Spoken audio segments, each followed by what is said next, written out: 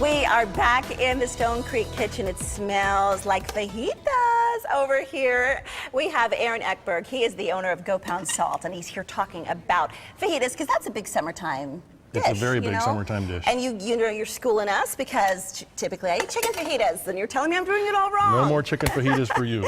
I have to do steak fajitas, which is the originator. Tell us a little bit about what we've done, because we had the steak on the grill in the first segment. It was resting. Why do we have to rest our meat? So that this doesn't happen. If you don't allow your meat to rest for a long enough period of time, the juices don't have time to settle and redistribute, and then when you cut your meat, a lot of the juice actually comes out of it prematurely. So when you eat a cut of beef that hasn't been properly rested, it's going to be more dry. And it's going to be a little more chewy. You didn't keep it on the grill long, so this is more of a raw fajita kind of. Very rare. Very rare. Okay, and to the liking of a lot of people. A lot of happiness out there. Yeah, a lot of happiness. Talk a little bit about the classes and the toppings that will go on these fajitas. The toppings that we're putting on the fajitas, we'll start with first. We've got a pico that's almost completely assembled. We've used tomatoes that we've pulled the seeds out of. We've done just a little bit of cilantro and some seeded chopped jalapenos.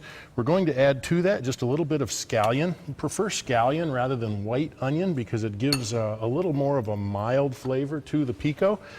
And then we're going to add... Those are some pretty good-sized chunks that you use. Pretty good-sized chunks. Okay. You want to make sure that none of the chunks that you put into the pico actually exceed the size of the tomato. So use the size of the tomato, however rough you've chopped that, as the gauge for the rest of the pico. That's a good tip. We're going to add just a little bit of our Hawaiian red sea salt to it because the Hawaiian red actually does a beautiful job of accentuating the natural flavors of the tomatoes. Have you been keeping count? That's your third salt. That's our third salt. That's your third salt. We've got so more far. coming.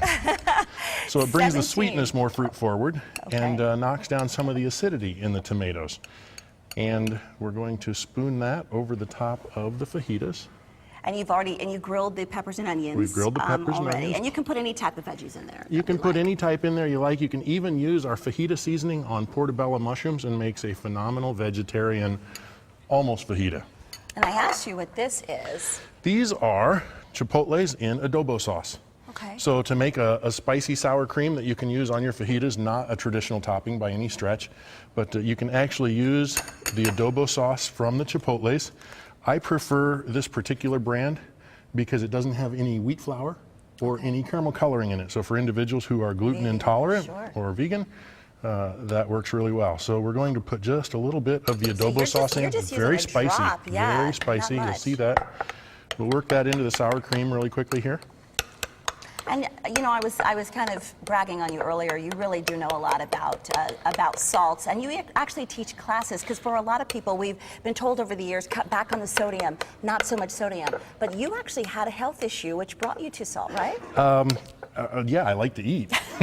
No, I did have some health considerations with high blood pressure that made me look at the amount of salt that I was consuming, but that's been within the last 6 months or so. And by the time I actually got around to that, I was able to tell my doctor, hey, I'm not eating any bad salt, so that can't be the issue. Well, what's good salt, bad salt? Bad salt is the refined salt. It's been entirely processed. It has all the minerals and elements removed from it. Your body has great difficulty metabolizing that salt, processing it, moving it through the system. Okay, what did you just do? So I don't like big globs of sour cream on my fajitas, so I just use this little trick at home. Take a Ziploc baggie, put the sour cream mix into it. You've got the fajitas out there.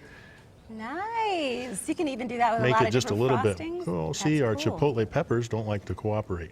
That's going to That'll splat, explode. isn't it? I was about to say, I have a feeling we've thrown food around here in the kitchen. No food fights, no food fights. So we'll give you a little bit of one here. I think we've picked some pieces that you said you can because it has to be super well tolerate and cooperate with. Put just a little bit of that in. Now, we've used white onions. We didn't get to talk about that, but I've used white onions with this particular fajita because I don't like to use yellow onions because they're not nearly as sweet once they're cooked. Again, this is all about the balance of the sweetness of the onions and the peppers, the acidity of the lime, a little bit of the sour cream. I'll put it on this side because, perfect. Okay.